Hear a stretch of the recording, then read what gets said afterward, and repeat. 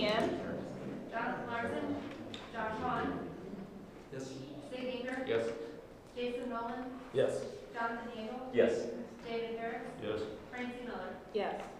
Up first is public comment and recognition of guests. I do not see that anyone put in for public comment, so we'll move next to presentations. And up first is exemplary nights. So this is our first exemplary night of the school year. Welcome, everyone. First, we will recognize our exemplary night staff members. For our exemplary night staff members, they have been recognized by their peers for their exemplary work. As a Board of Education, we want to thank them for their efforts and positive impact on Blue Ridge. Okay. Up first for Schneider Elementary, we have Jill Moak.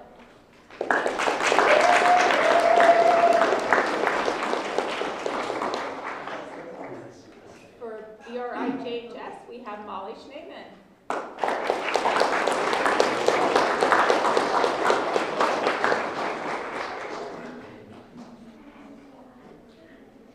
And for the high school, we have Hannah Ryan.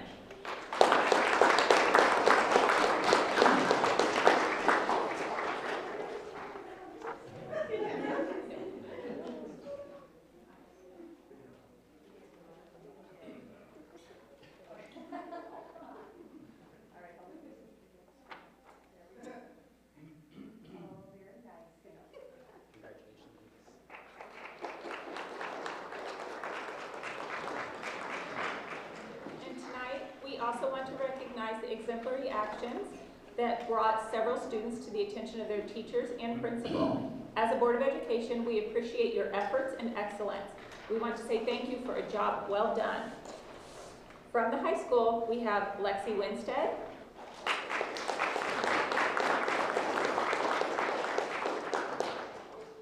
and we also have Carly Warner.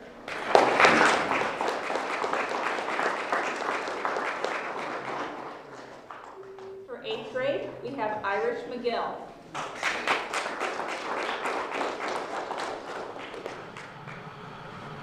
Seventh grade, Lydia Renfro.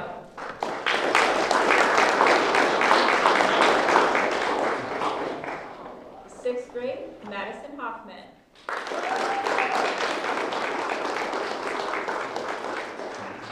Fifth grade, Tatum Little.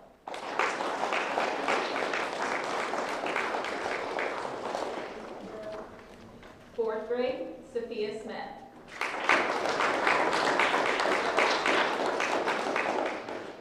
Third grade, Tegan Castor. Second grade, Izzy Thrasher.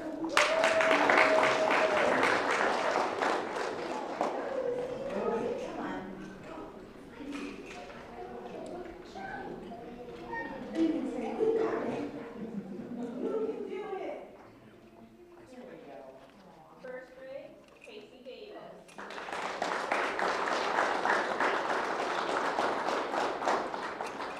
And kindergarten, Colvin Skinner.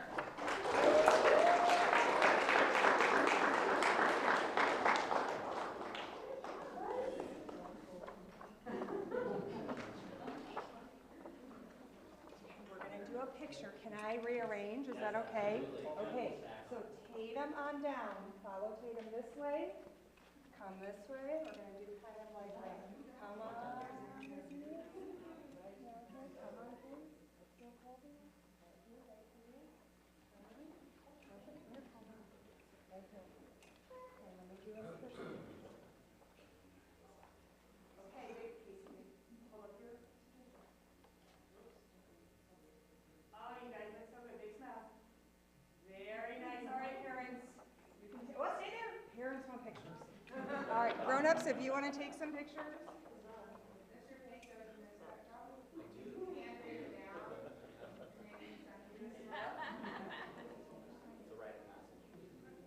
It was always right to organize the children.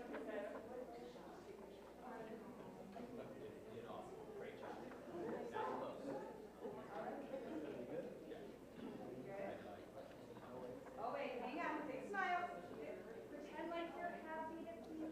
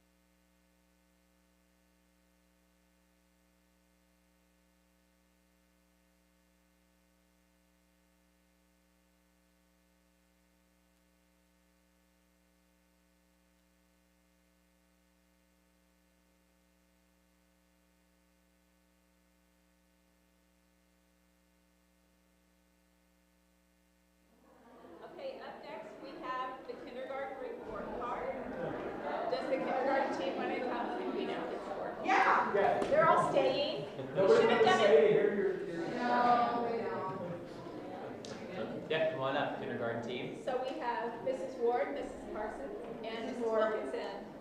Hello, ladies. Hi. Thanks for being here. We should have switched it. You could have done yours first for all of them. to For listen. them to know, yeah.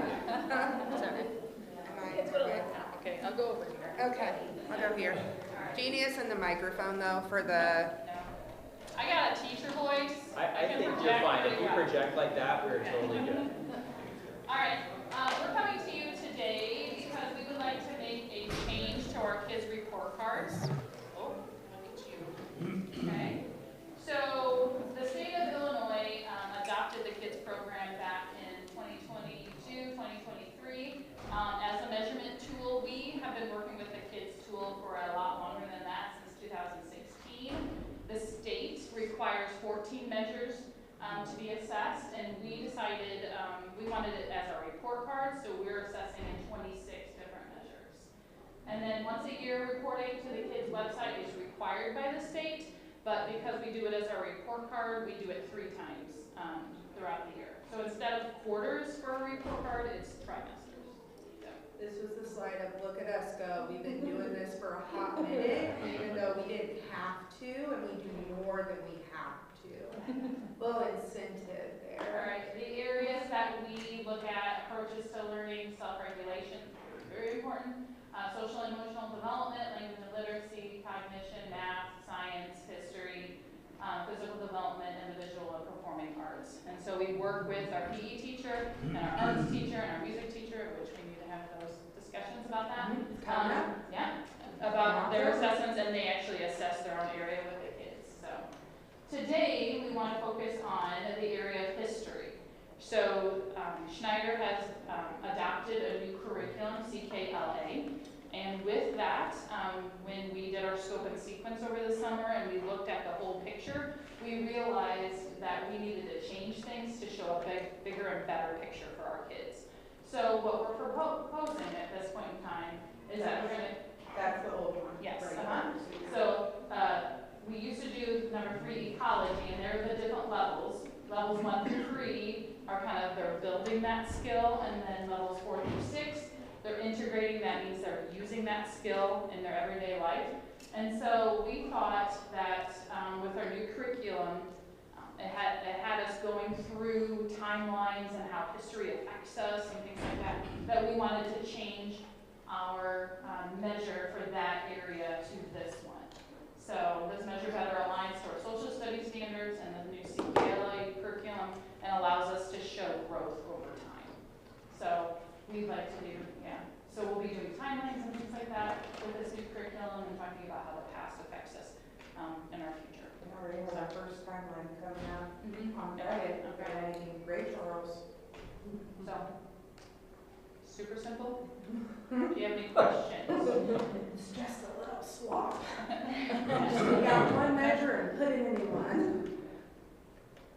Any questions? Yeah, we don't need any approval on this, just thought it'd be good to hear about it. Some of you are new and don't know much about the kindergarten report cards, so it's been a good opportunity to hear. And this team works very hard, collaborates a lot, very passionate and knowledgeable, and so I really trust in their leadership and guidance for the creation of this concept and topic.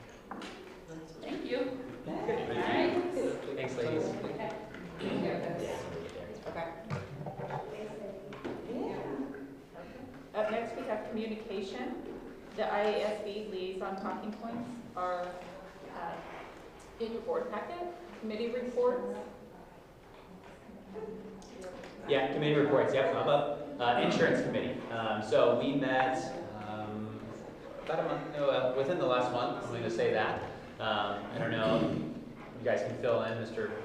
Harris and Mr. Nolan too here in just a moment, but basically we had a discussion with a partial group of admin and board members as well as teacher team and really got together to talk about the IARMP insurance plans for this upcoming year. The renewal rates were given to us, and basically we have 2 existing plans the district utilizes. Those plans will see about a 13% and 16% increase next year as of January 1. Initially, that may seem like a high number, but I've had some conversations with local districts who are part of different co-ops, and their increases in health insurance premiums were around 35%. So getting 13 and 16% increases, I think the team was very comfortable and thankful that we worked with RMP and have that partnership. This is a volatile insurance market, and so they bring sustainability to us, and Union was on board with moving forward. I had that conversation later. I just talked with Ms. Mitchell earlier in the week, and actually they had talked about potentially looking into a third plan. We can offer up to 3 plans, and so this week I've been working with IERMP, and actually just today I received an update with those new plans, what they would potentially look like, so I will share that with Mrs. Mitchell and her insurance group and see if they're interested in moving forward with the third plan. Anything I missed, guys? Okay. Okay. Up next, we have administrative reports. Mr. Payton. Okay, I'm up there again. So I'm just going to cover a couple of topics today. One, we are honored actually to share that Blue Ridge will be the recipient of a generous donation from the Plunk family in memory of Jim Plunk. We're going to receive a $35,000 donation. It's a really meaningful gift that will directly benefit the students of Blue Ridge. They really want a special focus of that money to be towards supporting students who are at risk. The money will be utilized to support different projects for education related, before and after school programming potentially, just providing a variety of resources, maybe even course fees for dual credit, just different things that allow students to have access to opportunities they may not have from day to day. So we're just very thankful. It was a very grateful thing that the Plunk family donated this, and we appreciate their generosity and commitment to success for students. So also, I'm just going to cover one other topic today, and that is just, as we get into a few weeks of school now, just as a reminder to review kind of arrival and dismissal procedures. Every year, there's changes and there's adjustments, and our goal obviously is always to make sure that we have safe arrival and dismissal times. And so one reminder is that just in both buildings, both campuses, both here, Mansfield over there, and Farmer City here, McKinley Street in Mansfield is a one-way northbound traffic pattern at arrival and dismissal time. So that's McKinley Street. There should be a northbound traffic flow.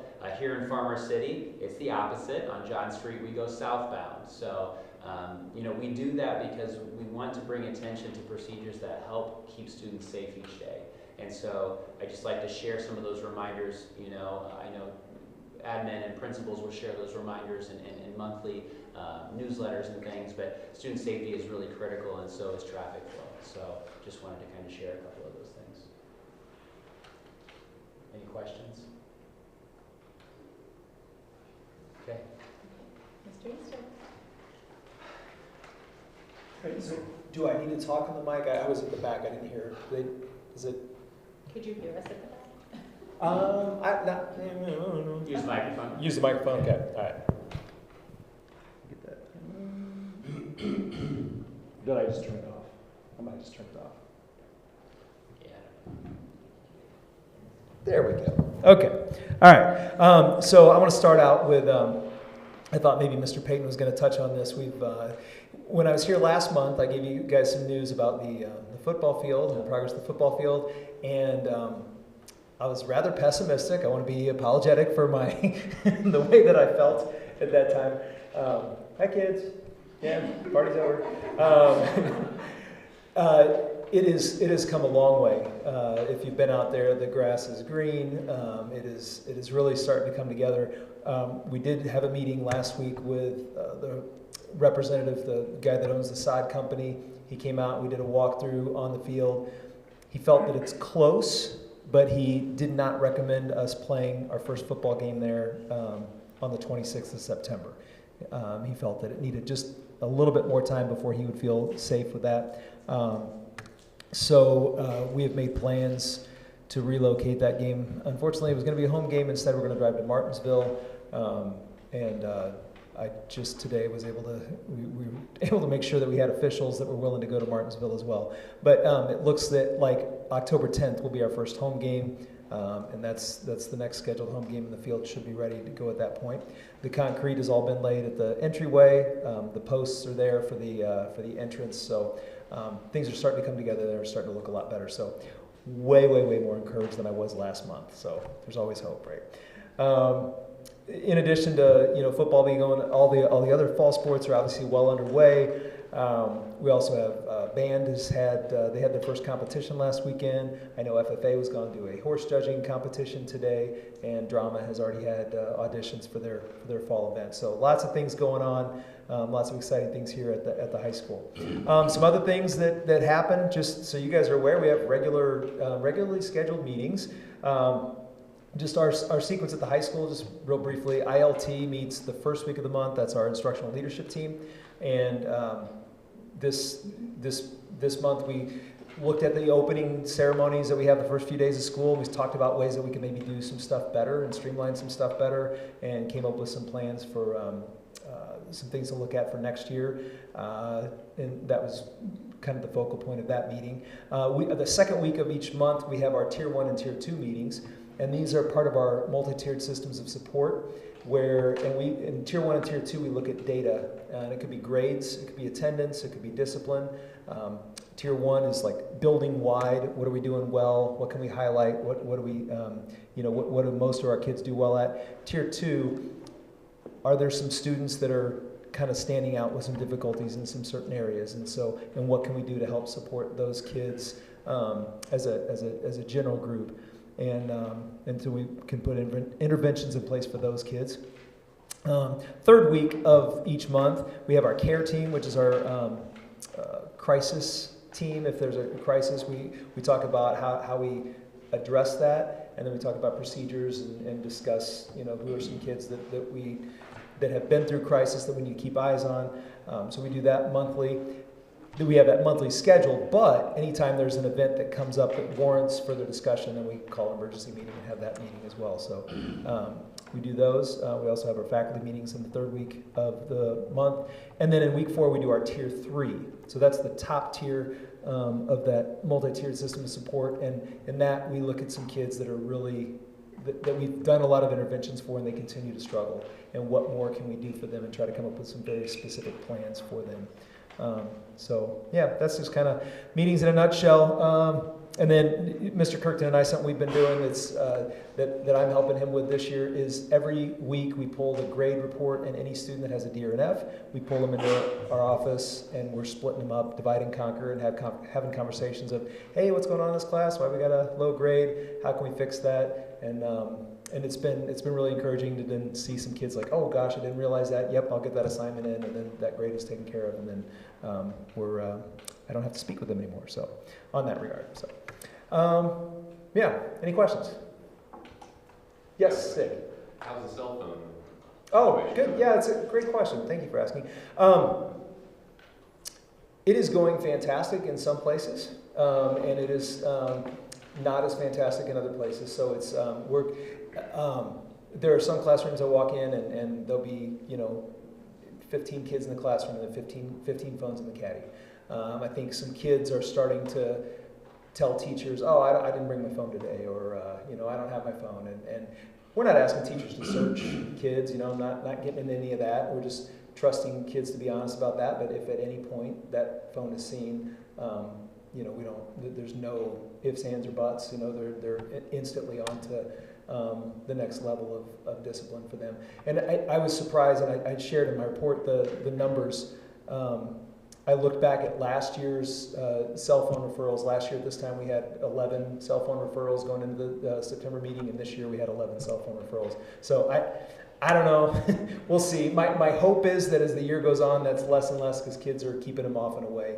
And yeah, but we continue to push that.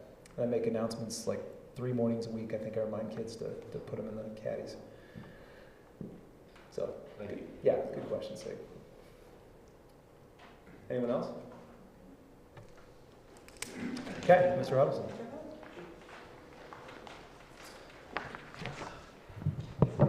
Good evening, everybody. Just a few things to talk about from my report this month. I talked a little bit about the HOPS curriculum that we are using this year. So this instruction happens with our 6th, 7th, and 8th graders during the day. Most importantly, our 7th and 8th graders during their advisory period, which we started last year. For them, it's just like a 25-minute period first thing in the morning, kind of like when they're doing attendance and checking in. And so it's a system because it came out of necessity. A lot of our kids struggle at this age with organization, whether it might be their homework and notes during the day and also in their lockers. So that's where this system comes in. It's a very explicit system. If you ever come around in our junior high, you'll see kids walking down the hallway with a 3-inch binder. It sounds gigantic, but it holds everything, and then and it's really been helping them. It's helping us keep down on our missing assignments because there's spots for that in there. And then during the week, the kids actually have peer kind of assessments of each other's lockers where they're given like a little report card where they go in and the kids have to earn their points, and they're paired up together. So that's our first thing in the morning. So we're pretty happy with where this is advancing. There's still some things that we're working out in that, but I think it's something really good that we brought in. We've completed our iReady fall diagnostic. So what's just cool about that is our kids all have goals in reading and mathematics based on that fall assessment. There will be a midpoint check in the winter time, and then of course the goal check, the ultimate goal check, is in May, towards the end of the school year. So if you think about the midpoint check, they have a goal. Let's say their goal is 40 points from their starting score to their spring score. That winter score will be halfway there, so it'd be 20 points. So, and pretty excited to announce that. So that was piloted my first year at Mansfield, and then we adopted it the end of that year. This is our best scores that we've had coming into the fall. So we're starting to see some of those struggles that our kids had academically coming out of COVID, coming from back into the schools, I feel, and our kids are just much more ready to be in 4th grade and the preceding grades, which is kind of exciting because, as you guys know, we also adopted a new ELA curriculum, and it's challenging in itself because it's just got much more rigor than what they're used to. So we're happy that those things are kind of aligning. We met as grade level collaborations this week, so we've already got our Title I and Tier 2 interventions set up. We even have some Tier 3 interventions for some kiddos that were already on our radar. So the difference between Tier 2 and Tier 3 is the size of the group and the frequency, if that makes sense. And it's also a different intervention than what they would be getting in like a Tier 2 level. And lastly, we had a pretty exciting fall season. In sports, our baseball team was kind of in a regrowth year. We had a really young team. I went to a lot of their games. It was kind of one of my supervision assignments.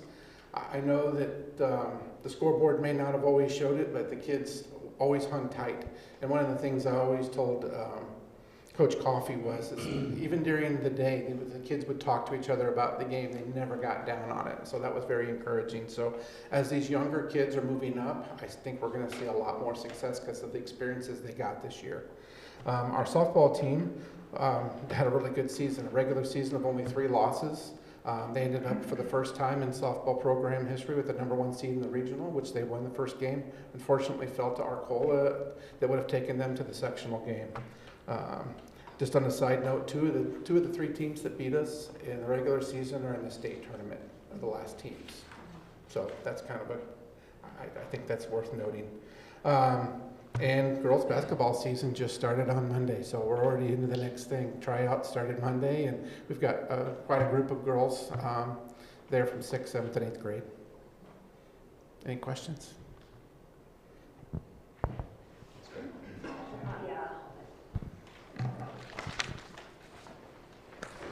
Hello. I want to first say thank you for letting me have the best job ever. It is so much fun over there. So if you're ever, I said this last month, if you're ever in the mood for a hug, you just go next door. It's the best place to be. Our kindergarten team really sold themselves short tonight. They are phenomenal. And the work that they've poured into our new curriculum, as well as really researching what best fits our kids when it comes to the report card. I just appreciate them so much. I don't know if you saw in the board report, I put a little picture in there of Mrs. Ward with a kazoo. Part of our new curriculum is getting kids to understand how sounds work before we start teaching them how to blend those sounds into words. So it's a great precursor to reading. And so walking down that pre-K kindergarten wing, it's just so much energy and it's so much fun. So you can hear kazoos going and clapping and stomping. It's great. So our curriculum is really setting our kids up to succeed when it comes to reading. When it comes to that report card, we will just shift that standard into a more aligned standard with this new curriculum. So our students are still being assessed in all the areas they need to be assessed in, but now they'll be assessed in this other domain as well. Are there any questions on that report card real quick? Okay. Couple big things that are happening. We have had some really fun family celebrations, again, related to our curriculum. We had flapjacks and fairy tales with our second graders. We had some, I think it was like a tall tale celebration, and then we had a Mad Hatter tea party. There was a lot of fairy tales going on in the first unit of our curriculum. So there was lots of fun stuff happening. We had our whole cafeteria full of family members for our second graders. Another super fun thing that we've been doing this year is implementing good news phone calls. So on a regular basis, we get kids sent to the office with positive office referrals. And they just think it's a hoot to try to convince their grown-up, whoever we're calling, that they're in the office for some other reason. So I had the pleasure today of calling Mr. Payton, and it was, you know, I called on the office phone, so he of course thinks it's urgent, and he says, "Hey, Sonny, what's going on?" I said, "Hey, I've got this kid I'm gonna need some help with." "Absolutely, what can I do?" And I start reading him the positive office referral, and he's like, "Oh, well, that kid." It was a lot of fun. So that's what a lot of parents, I'll say, you know, "I've got Theo here in the office with me," and of course as a parent, you're like, "Oh, they're great," and then you find out that your kid's just awesome. So that's been a lot of fun. That's been a lot of fun to do. We've seen construction start on our new Snyder shed in the back, which we're really looking forward to. That's going to be a great addition. We need that storage space. Mr. Huddleston was talking about iReady data. So we're going to implement something at Snyder this year where we are having a whole day of data conversations. So we are going to sit as grade level teams with our interventionists and talk through trends that we see across classrooms and grade levels to figure out what we can do to support the grade level as a whole, as well as individual kids. So Mr. Huddleston talked about those tiers of instruction. When we look at data across all these different domains and areas, we can really easily identify where we can focus that instruction and maybe where we need to stretch instruction beyond what grade level instruction might look like for our kids who are already performing beyond grade level. What can we do to take them to the next level? So that's going to happen on the 22nd on our Teacher Institute Day. We'll have some meetings in the morning, and then our afternoon will be spent talking through data conversations. And then our big celebration, if any of you are available on the afternoon of September 26th, we are having our daytime night walk. So our kiddos raised over $10,000 with our PIE fundraiser, which is phenomenal. So we're gonna have a daytime pep rally celebration, so all of the kids are gonna be able to walk. We're gonna walk over to the track, we're gonna do a loop around the track, we're gonna come back to Snyder, have a dance party and popsicles on the playground. We're gonna announce all of our different winners. So if you are available at around 2 o'clock that afternoon, join us. It's going to be a blast. I think there's going to be a bubble machine. So, I mean, you can't get better than that. And that's what's going on at Snyder. Any questions? What's the night walk money used for? They use that to directly impact whatever's happening within Snyder. So our PIE budgets different things specifically for teachers or for student activities or for student like incentives or things like that. What have they bought in the past? Do you know? I mean, field trips, they support a lot of field trips. Assemblies, they support. Yes, So yes. we do, typically for Christmas, we go to the Princess Theater, and they support all of those tickets and funding. I mean, they really cover a lot of our field trip costs and different activities, end of the year activities when we get our bounce houses. So it really offsets a lot of the district. PIE manages it? Yeah, it's PIE's Yeah. money, yeah. And it doesn't come to they're- the district. I mean, it's incredible. It's great. The amount of work that goes in behind the scenes, it's incredible. Yeah. Yeah. Good question. Other questions? Okay, thank you. Paige, are you in? Do you want it in, or do you want to hold it? Okay.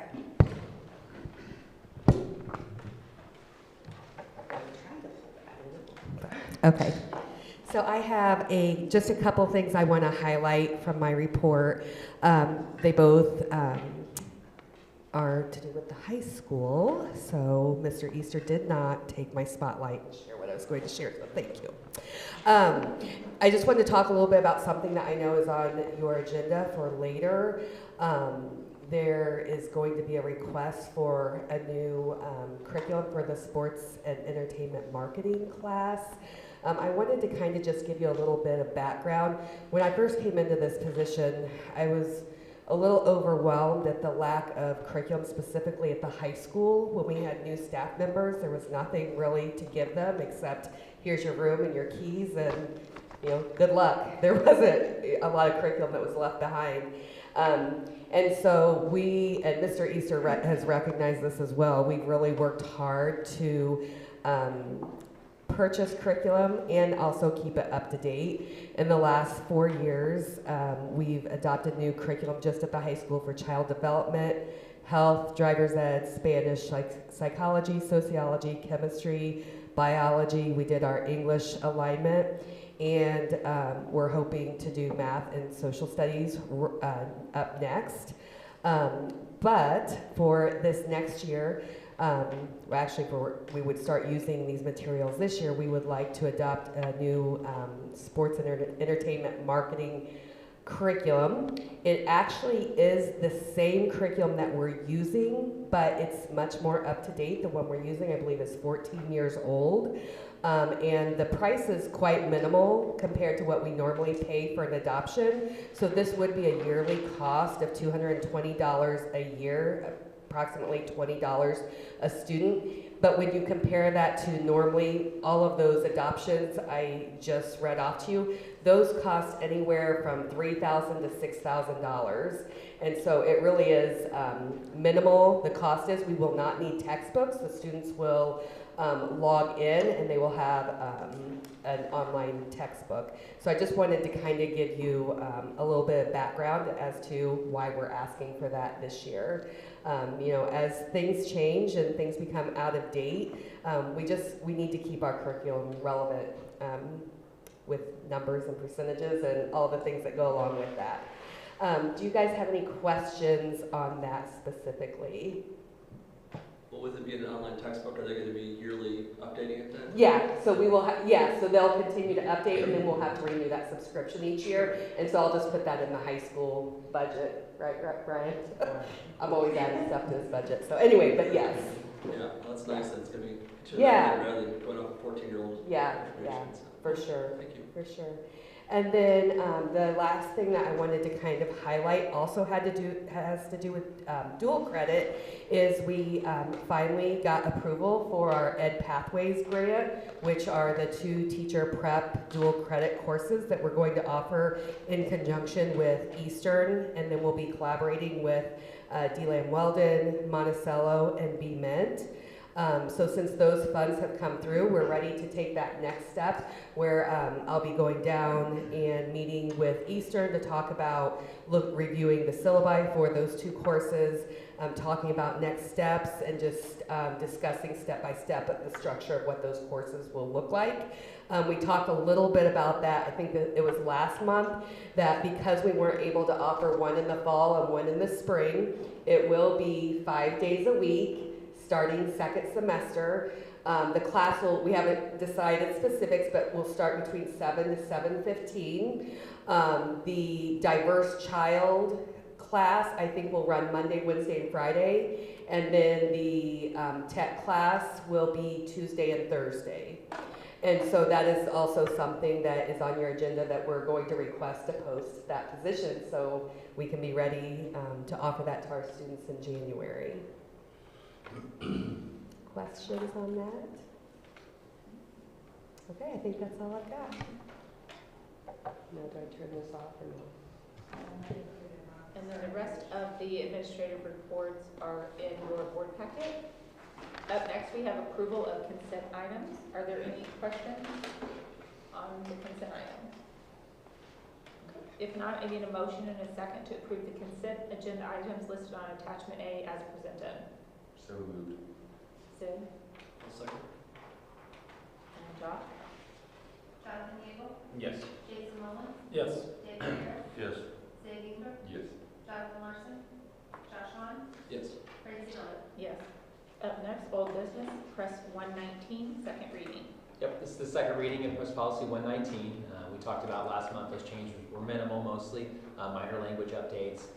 Really the notable addition was the language pertaining to the board member standards of conduct. We had that conversation about adding this language: a board member who fails to abide by the oath of the office or the code may be subject to action by the board, including but not limited to formal censure and or referral to the regional superintendent for removal from the office under board policy 260, board member removal from office. So, you know, we kind of had that conversation that including this language seems to ensure that our elected officials are held to a very high standard and a high level of professionalism, and so just felt like that was the right thing to do. My recommendation would be to approve. Any questions or comments? If not, I need a motion and a second to approve Press 119 for Blue Ridge CUSD number 18 as presented. So moved. David, and who was down there? Sid. Jason Mullen, Yes. Sid Ingber, Yes. David Harris, Yes. Jonathan Larson, Josh Hahn, Yes. Jonathan Gable, Yes. Francie Miller. Yes. Up next is approval of sports and entertainment marketing curriculum. Well, Paige just gave a great synopsis of that. Really what we're doing is just asking for the approval of that curriculum. She shared, you know, why we're doing that. Obviously, we need up-to-date and relevant curriculum because that's what students need to make sure that they're receiving the knowledge and skills they need to be prepared, especially if they choose to go into a career similar to that, and just really have a diverse understanding of that content. So my recommendation is that we would approve that purchase in curriculum. Are there any questions? If not, I need a motion and a second to approve the purchase of a new sports and entertainment marketing curriculum for Blue Ridge CUSD number 18 as presented. So moved. Yeagle. Second. Was that Jason? Jason. Sid Ingber, Yes. David Harris, Yes. Jonathan Larson, Josh Hahn, Yes. Jonathan Gable, Yes. Jason Mullen, Yes. Francie Miller. Yes. Up next is the joint intergovernmental agreement for school years 25-26 and 26-27 co-op boys and girls wrestling between Blue Ridge High School, Deland Weldon High School, Beeman High School, and Sarah Gordo High School.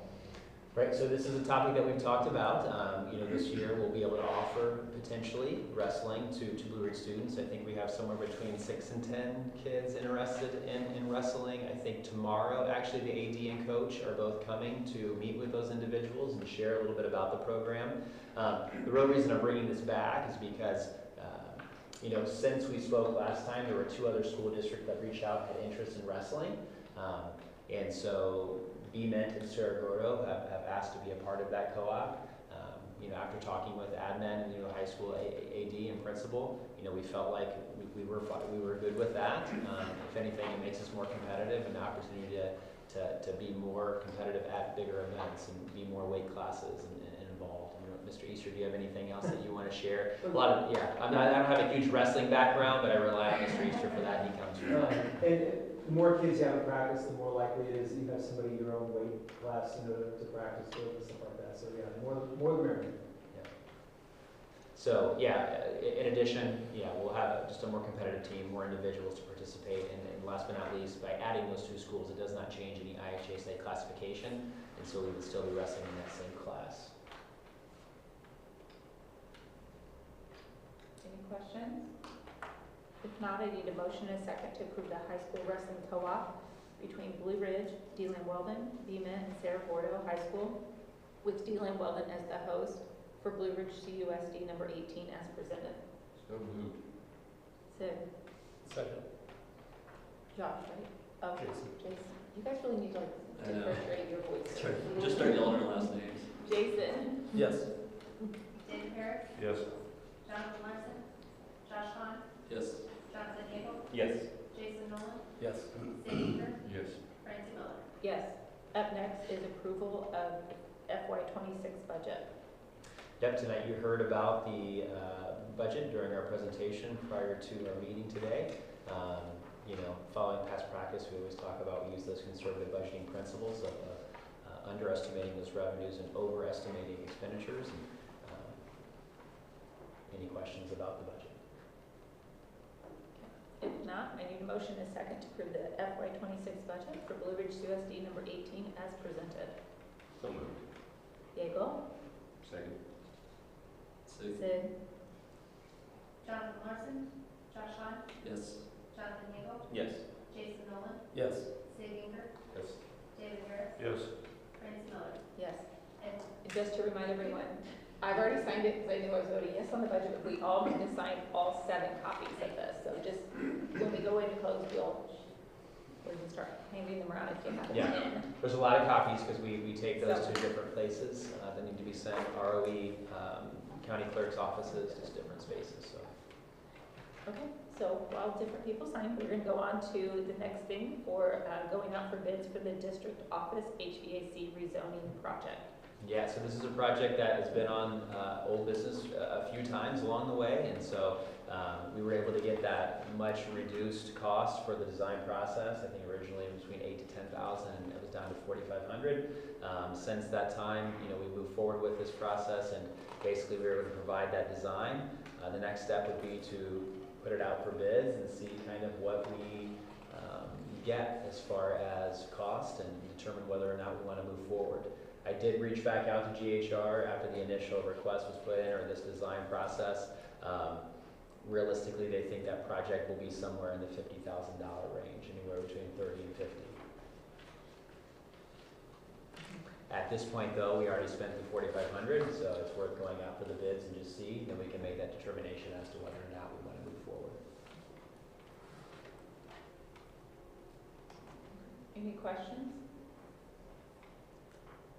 If not, I need a motion and a second to approve going out for bids for the district office HVAC rezoning project for Blue Ridge CUSD number 18 as presented.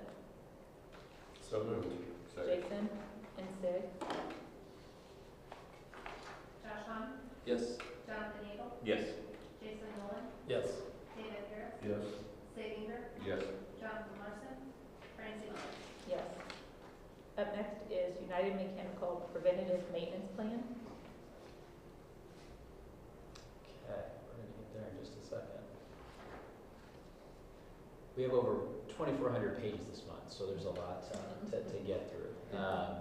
So yeah, I could talk a little bit about that, even though I'm not yet to the page I need to be. But basically, this plan came out of some conversation that has just really been brought up. This is actually old business. Some of the conversation that came up was just that we need to look at a preventative maintenance plan so that we are continually making sure that our items are being worked on continuously, as that way we can hopefully keep things from breaking down and incurring larger expenses. And so what this is really is just an annual plan. This annual plan would be able to just address those concerns. We haven't really had anything in the past like this for a while, and so we really need to instill something to where we can really protect our investments and to just really ensure that reliability is happening. So a couple of things came up since our last conversation. I know I had a board member question today. The cost is $41,000. It is a big cost. That cost basically is broken down by 3 buildings. There's about a $7,000 price tag on Snyder. It's geothermal, so it doesn't quite utilize the same. It's a little bit different, not as expensive. The other 2 buildings, I think the high school is at 19, a little bit more, and then VRJHS is around 17. So we do only have one quote, one proposal. The reason that is because we work with United Mechanical. They're the people who respond to issues that are occurring in our buildings. They're very responsive. We've had a good partnership with them. But I also don't think it's a terrible idea that we maybe go back and see if there are other companies that would be willing, to provide some quotes. It's not really a bid process. It's more of a servicing agreement, so it's a little bit different than like a project. So I don't know if the quotes would be exactly the same. It might be a little bit different as far as that, so we'll have to really make sure that we're very clear about what we want done. The other part about utilizing United Mechanical is they know all of our equipment. They know filter sizes, new types of coils. I mean, everything is already established. But maybe by going out for additional quotes, we may be able to find something cheaper, or we may be able to get a more competitive quote from other people. So I don't know.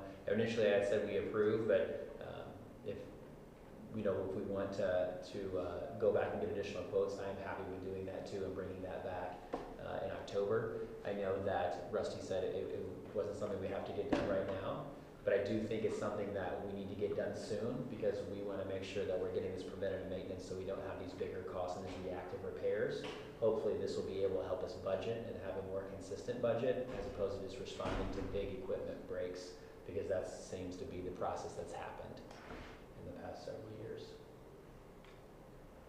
Would Rusty be able to put together an RFP for this, or is that something that we would need to talk to GHR about? Good question. I can find that out and figure out exactly what, like I said, I don't know if there's really an RFP because it's a servicing agreement. So it's a little bit different. There's exceptions in the school code. One of those has to do with servicing agreements for equipment. So I don't know if we have to actually get a bid. So that's where we're gonna have to kind of work through that and figure that out exactly. But I can do that in between now and October if that's something that you want to hold off on. I would like to see some additional, numbers from other folks. I just think it's good due diligence. And then I was also, how much time do our guys currently spend on maintenance of these items? How much is it gonna free them up? That's a great question, because that's another one of the reasons why we want to look into a plan like this. Currently, one of our maintenance guys assists quite a bit with this process and helping, either doing it or assisting, really just doing a lot of the filter replacements and other things. So the hope is that that would free up that individual so that we could get more projects. We have a lot of projects that still need to be completed, smaller projects, day-to-day things that we have not yet got to. And so, a plan like this would allow that company to come in and to complete some of these day-to-day tasks and preventative tasks so that our maintenance guys can really focus on all those other things that need to get completed. That's why this plan is really important also.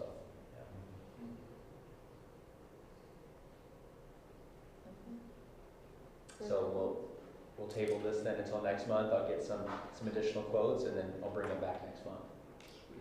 Okay. So up next we have new business. First is the junior high and high school track equipment. All right, so, along with installing a brand new track facility comes the essentials of track supplies. And so, we have to make sure, if we built this wonderful, beautiful facility, we need a variety of items. Unfortunately, we haven't had a home track meet in decades.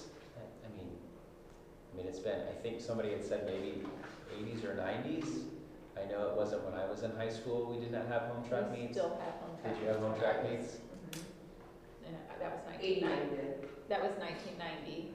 Like we still had home track. Oh, you're talking about high school? Yeah. Yeah, they didn't really agree about it. Okay. Not great ones, but we Right. still on that same track. Right. So obviously, we haven't had a lot of items, to run a successful track meet, and that's something that we really need to have a conversation about today. I mean, things like high jump mats that meet qualifications, pole vault mats we've never had, hurdles, or many of them are in disrepair and in very bad shape. Timing systems, which we've never had, right? Starting blocks that are not pushed down into cinder, they're different. So a lot of these are essential things that we need to operate an actual track meet. Jason had some good questions today, and I wanted to share some of that information too, just from a standpoint of, what are the essentials? A lot of these are essential things to run a track meet. One thing I did go back and talk to Dave today, there's 120 hurdles that are mentioned in there. He said we could operate with 80 this year. We would reduce the amount of lanes that we could use. But if we wanted to use 80 this year and then budget the rest next year, that would save about $5,000.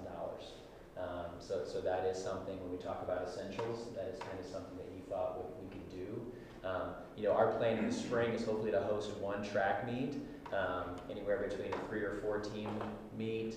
That's what I talked to Dave today, and he thought we could do that. We talked about at least a 2-team meet. There's another district that's also kind of starting a track program, or not starting, but just hosting one of their first one in a while, a new track. And so we kind of talked about each sharing and kind of learning about logistics together a little bit through that process. It takes a lot of people to run a track meet. And so really, a lot of the stuff in these investments here, are important to run a safe and effective track meet. So When we originally got quotes, those quotes were well above where we ended. There's still a costly price tag. But Dave did go back and reach out to several different companies to get those costs cut down as far as he could. And I think he's done a really nice job in giving us a quote that allows us to have a successful and high-quality track and field program. Do we also have the locations to store all of this? Yes. We've never stored a pole vault kit before. We have not, but I assume we do. Well, our new facility that's out there has a lot of storage space, and yeah, it's needed space for all that stuff. So yeah, if you haven't been out to the new building, you'll be amazed. You walk into some of the places, you're like, oh wow, there's a lot of space here. So yes, we've got room. Was this a budgeted expense? Into the current FY26 budget, yes, I budgeted in. So that's why, you see some of the money there. Even with our $588,000 deficit, once again, that's a lot of overestimating those expenditures and underestimating revenues. I think we'll still be in a pretty good place by the end of the year. So I think it's the time to purchase it. Piecemealing it, I think, would be a difficult thing to do. I think, just making the initial investment, this is an investment that we will have for many, many years. And we have a beautiful track, and I think we want to have a beautiful facility. And this also opens up the opportunity for next year to get our name into conference track meets, looking at invitationals and hosting, which are also revenue generators. And so I think it's good to purchase these items, see what it looks like in the spring with the logistics of running our own track meet, and then opening it up to other opportunities like invitationals and conference track meets, which will be generating money for student groups. We have to have these things. And as far as the number of hurdles, they won't be cheaper next year. No, They'll be more expensive. that's correct. Buy ones, cry ones.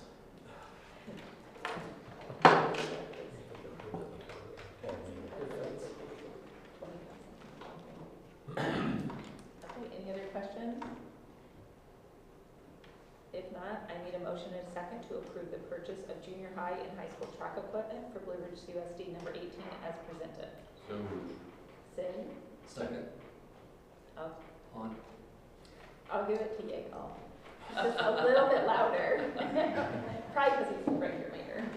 Jason Nolan, Yes. Cindy Inger, Yes. David Harris, yes.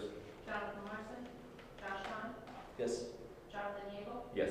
Francie Miller. Yes, and I do have to say, we did at one point have a pole vault mat and equipment, because when I was in school, we had a pole vaulter, Okay.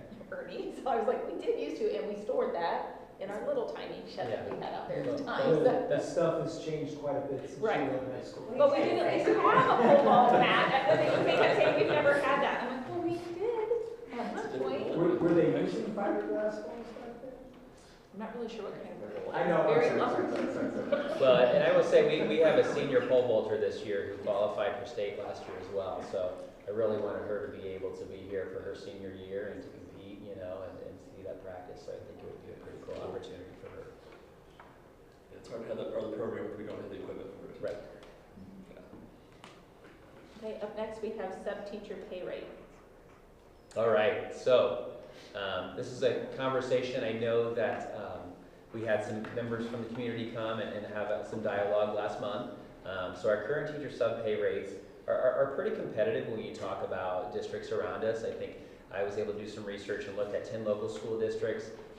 Only 3 of those had higher daily rates. Also, those 3 schools definitely are in larger communities, have larger class sizes. So there's definitely some things there that may be why we see some of that increased rate.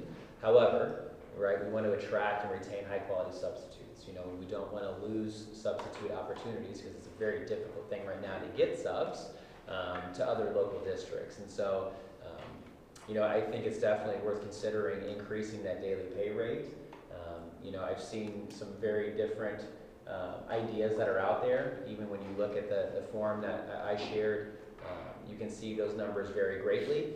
You can even see some things that really break down to the retired teachers. You know, we are very fortunate where we have many retired teachers in our district that come and sub. We're very thankful that they come and sub and do that. I think that's something that I really value too, that expertise and that experience. I'd like to look at for sure an increase there. I'd like to see potentially an increase at 150. That holds us pretty competitive with local districts. You know, I can even see us increasing our regular sub rate, you know, up to 140.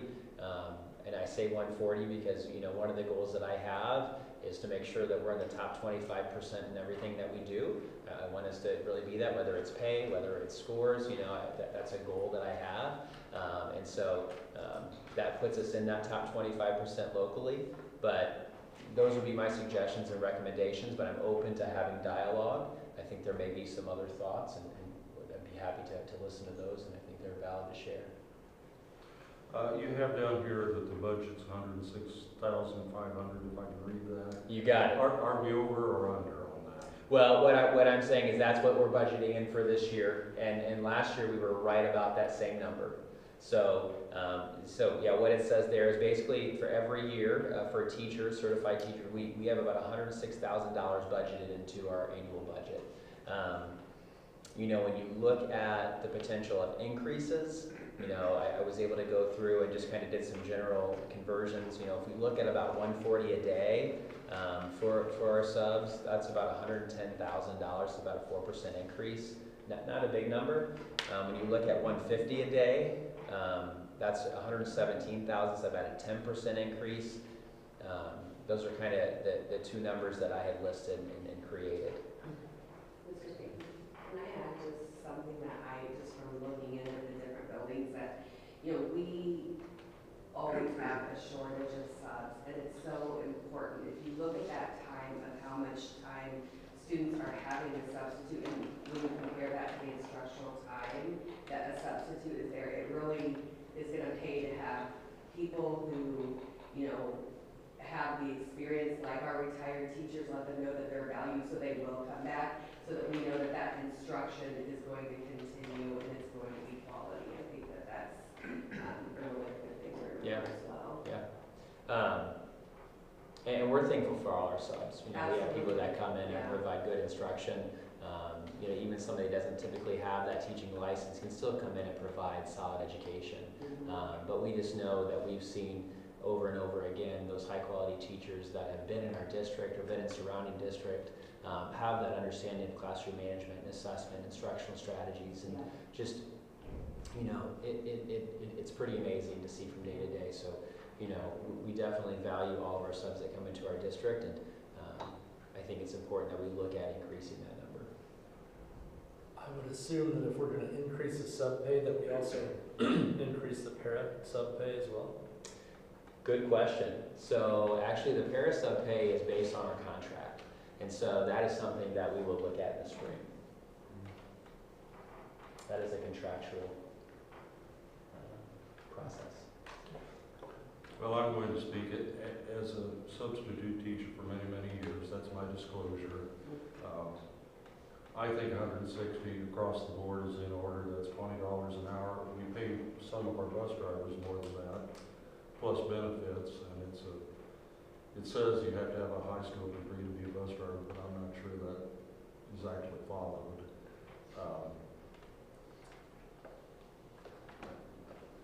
Who at this table gets by on $160 for an 8-hour day? Now, I look at SIG and I think, okay, you've had days where you lost a lot more than that. I have them in business too. But let's be honest. 160 is not out of order for the amount of work that's involved, the stress that's involved, and there's always this thing, well, we can't get subs. Or you hear this over and over again, nobody wants to work anymore. That really gets to me, because the jobs that are not being taken are lousy jobs at lousy pay. So my recommendation is 160 across the board, and I think that's the bottom where we should be. And that would be an increase in the budget of $17,040 a year, if you use the total amount. And we throw around numbers like that at these meetings like they're nothing. And we're talking about filling the void and getting the substitutes, well, hopefully anyways, hopefully that'll attract more. Right. You'd think that they'd rather keep the Blue Ridge than Muhammad, so if they get 2 calls in the morning, they're probably coming here, right? If we're paying the same. You would hope so. Yeah, you sure would. Yeah, and I look at some of these rates, I was solicited by all of these that are in ROE 17, and there's no way I'm going to drive to those places. I tune pianos, it's $140, it takes an hour and 15 minutes typically. What am I going to do that day?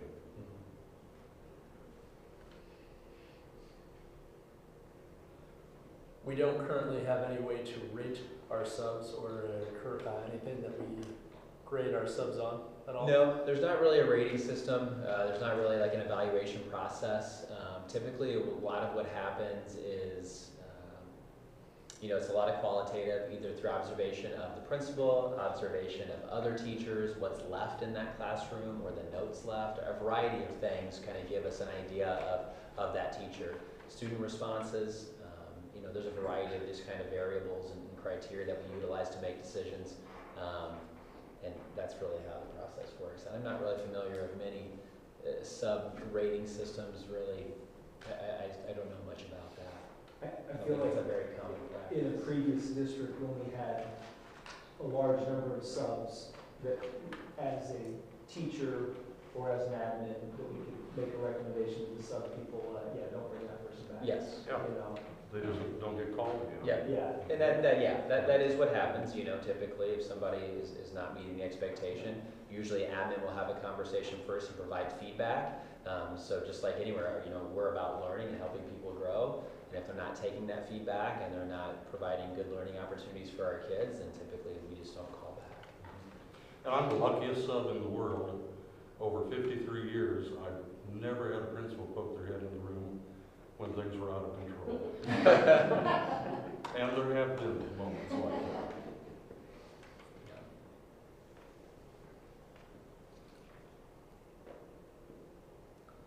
Are there other comments or thoughts? I guess my question is, this conversation started as a retiree asking for a bonus for their previous experience above and beyond what we offer. If we go with a flat, large increase upon all of our subs, is there going to be another request for a differentiation again? And I did appreciate, obviously, we've always just paid everyone the same, but I did appreciate those comments, and then looking at this of like, I'm not against that someone who brings that experience, that they have been a teacher. And I am a person that is in Schneider weekly. I go over there to spend time with my grandson and have lunch, and I see subs. There is a difference. Like, when it's a Jill Moak, things are fine. Like, I feel really good. All is fine. When it's not, you're like, ooh, okay, things are really out of control here. It's just a lot. So I'm like, especially our staff, like our retired teachers, I want more of them to come back. There are some that have retired in recent years that I say to them, they should come back. And so I don't know does that give them, that they do feel a little more valued, but I'm not against that. I feel when someone brings that knowledge and education and years of experience back to the table to you, you do want to say, hey, even if it is just, if we were doing, $10 more days, just something to say, you are worth something more than, not that every sub isn't worth something, but there is that difference. No, I agree with the sentiment because I'm married to a teacher. I know there's a difference in days when a retired teacher comes in. Do we know our ratio of retired teachers to non? I don't have a great number of that. I really don't. I know in Snyder, I would say, just from my experience, a majority of them are retired teachers. I say majority, 75% typically, I would say. I don't know about the other two buildings. I'm not on there. I think the ratio has went down over the years, but specifically after COVID, and I think that what you guys are talking about might be just a nice little bonus where maybe we could lure some of them back and make it worth their time.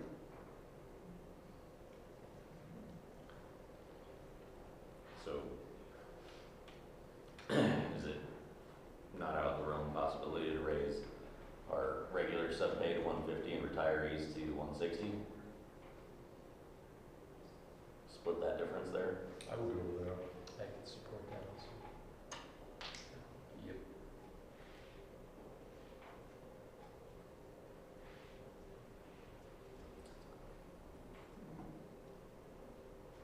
She's the motion.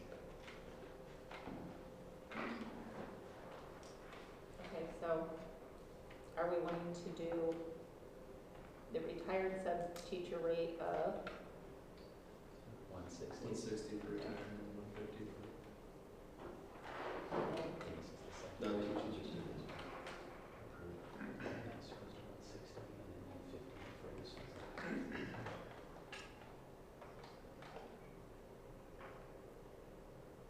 I'm gonna use the second motion, okay, Christine? Okay, and then for somebody that works with timesheets, when is this effective? Good What- question. Starting tomorrow? What's easier for the management of it? Is it, do we need better if it's started October 1st or tomorrow? I mean, what works What's best for easiest for them? administration? Well, so, like some timesheets, they don't come in for the month of September, they won't come until the beginning of October. So anybody that has worked in September, whether it was from the beginning of September or their first sub day is tomorrow, they're all going to get paid in October for anything that they did in September. So if we say effective, So starting, Yeah, let's wait for our next payroll cycle. So October. I think Yeah. That way it's a Fine. clean cut, that way we're not trying to do 135 and 150, that'll be just a starting like October 1. typical process. so effective October October first then? 1. Do they do it by the month? Because the pay It's from the 16th through, Is it, yeah, so it'd basically be October 1st, right? If the pay period 16th to the 30th or 31st. Or not pay period, but that's there's two different periods we collect, from the 1st to the 15th and from the 16th to the 30th. And so they get paid. What's that? for- Subs Subs only once a month, It's only that's once, right. yeah. I guess it's just on the. and so they collect for the whole month of September and then pay in October, so then this would be, Yeah, they so- would collect for all of October and pay in November would be the increased rate. Does that sound what we're thinking? So we just need to start at the beginning of a month. The beginning of a basically. month It's the is easiest. exactly what we can do. Yeah. So, Yeah, October 1st. October 1 should be fine. I'll talk to the business department tomorrow. We'll get that going. As soon as we can start, we will start. Okay. So, if we're all good with that, and if we need to change anything, let me know. If not, I need a motion and second to approve a rate increase of the retired sub-teacher pay rate to 160 per day and 150 a day for other sub-teachers for Blue Ridge CUSD, number 18 as presented, effective, I'm saying October 1st, but if it needs to be the next pay cycle. That's what we mean by October 1st, so if, just in case Do you want that in the motion? yeah, just in case October 1st is wrong and we're like, oh, it actually should have said this, something like that can mess up our motion, and I'd hate for it not to happen because we need to redo it again. Okay, got it. Can I ask another question real quick before we Yeah. make a motion? So by retired teachers, that means someone who has a teacher's certificate that is not currently actively teaching, right? Correct. Doesn't mean that they have to put in 30 years and then, No. right, it's just someone who still has the teacher's certificate. Active teaching certificate, Okay. or yeah, a teaching certificate. Yeah, Right, as a okay. retired teacher. Okay, just making sure. Can I ask you a question too? Yep. What does that mean for somebody that necessarily isn't retired but got out of teaching, but yet, they have a PEL? Yeah. You know, you get some that get out of teaching and, you know, maybe they have family and they're not going to go back to teachers. And I think, Yeah. Yeah. I mean, So do we think with a current PEL, with a PEL? but if someone's been out of, and I don't want to sound negative, because I'm not trying to, but it's like for me, when I was looking at this and I'm looking at like Bloomington, that the 150 is for their retired teachers. It's like they're benefiting their teachers. They're willing to come back. They know your district. They know your other staff. They know the kids possibly. And I prefer that. I prefer that it's not just, if someone's been out of teaching 10 years, they're not bringing to the classroom the same as a teacher who retired 2 years ago. And it's like, hey, I took a deep breath, but I'm ready to come back in and sub, and oh, I know your administrators, and I know how you guys do things around here. That's, I think, what happens, is like they can walk in that hallway and they know where the classroom is. They're like, oh, you're in Mrs. Ward's class. And they aren't like, what does that mean? What's the kindergarten? Like, Because a retired teacher from Muhammad. Not against this, I'm just saying, we're getting a lot of crayons here. Yeah. I just think, So Blue Ridge is retired. So you're saying someone who was at Blue Ridge, has a teacher certificate, has retired at some point, and still has their teacher certificate? That's to me what it, if How are we gonna manage that? I mean, they would know. Well, we get the PDF, we get all that. okay, We would know. okay. If you feel comfortable with that, I'm just saying, that's a lot of. So what Our our senior retired teachers. teachers is 160. All right, I want to, I mean, should we just do a flat rate at some point? I mean, just give a gold star. Like, this is gonna be a lot more than you all than it's worth. But, okay. I'm going to read the motion again, I think.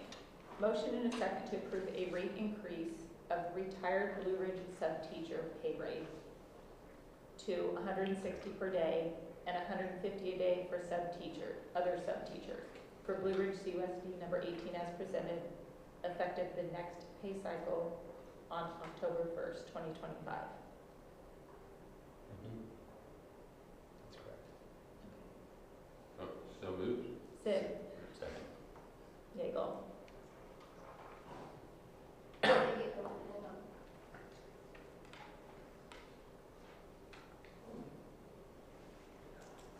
Jonathan Yeagle, Yes. Jason Nolan, Yes. David Harris, Yes. Sig Inger, Yes. Jonathan Larson, Josh Hahn, Yes. Francie Miller. Yes. Up next, we have Blue Ridge and Dealing Weldon boys basketball for 2025-26 and 2026-27 school season. All right. Dealing Weldon had reached out and they had asked if they could co-op with us for the school year and next school year, obviously for both basketball seasons. So they said they may have somewhere around 6 kids that would be willing to potentially come up and be a part of our program. I know that Coach Green is who our head coach was excited for this opportunity. It's something he's expressed interest in previously. You know, what that does is I think we maybe have 10 to 12 kids potentially on our basketball team. It gives us actually more depth. It will allow us to be a little bit more competitive. I think it benefits both districts. It does not change our classification through IHSA, so we still stay in our same class. I would suggest that we approve. Any questions? If not, I need a motion and a second to approve the high school boys basketball co-op with Dealing Weldon for the 25-26 and 26-27 school year, hosted by Blue Ridge for Blue Ridge CUSD number 18 as presented. So moved. Sid. Second. Josh. Jason. Jason. They both struggle. Sig Inger, Yes. So close. David Harris, Yes. Jonathan Larson, Josh Hahn, Yes. Jonathan Yeagle, Yes. Jason Nolan, Yes. Francie Miller. Yes. Up next is the policy 7.180, prevention of and response to bullying, intimidation, and harassment. Yeah, so every 2 years, the board is required to review the district's bullying prevention policy. Actually, we just did this during the June, well, it was actually approved at the June board meeting, Press 118. So that policy was updated at that point. Our policy remains active in our daily practice.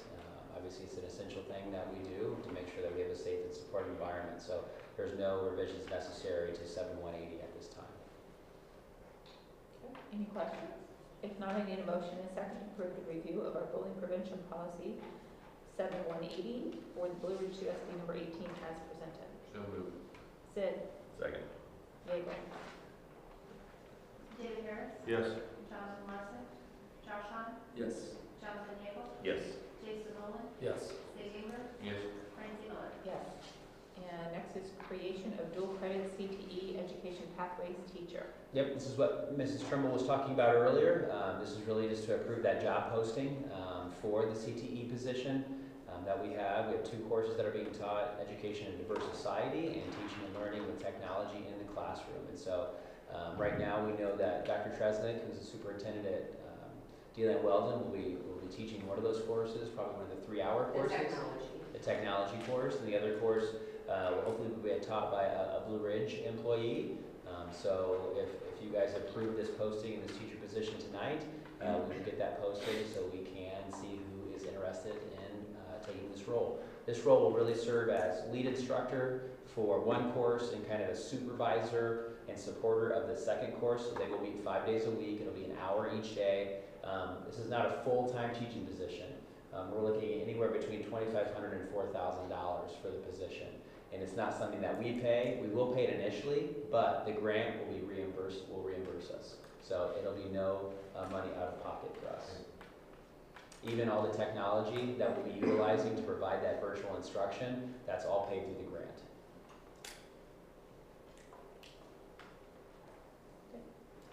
Need a motion and a second for approval of a dual credit CTE Education Pathways teacher position for Blue Ridge CUSD number 18 as presented. So moved. Second. Jonathan Larson, Josh Hahn, Yes. Jonathan Diego, Yes. Jason Nolan, Yes. Sig Anger, Yes. David Harris, Yes. Francie Miller. Yes.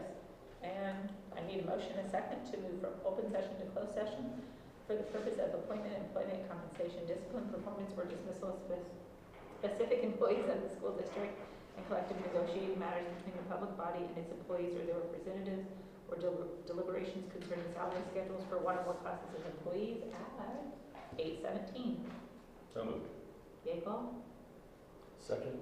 Jason, Josh Hahn, Yes. Jason Nolan, Yes. Sig Anger, Yes. David Harris, Yes. Jonathan Diego, Yes. Jonathan Larson, Francie Miller. yes.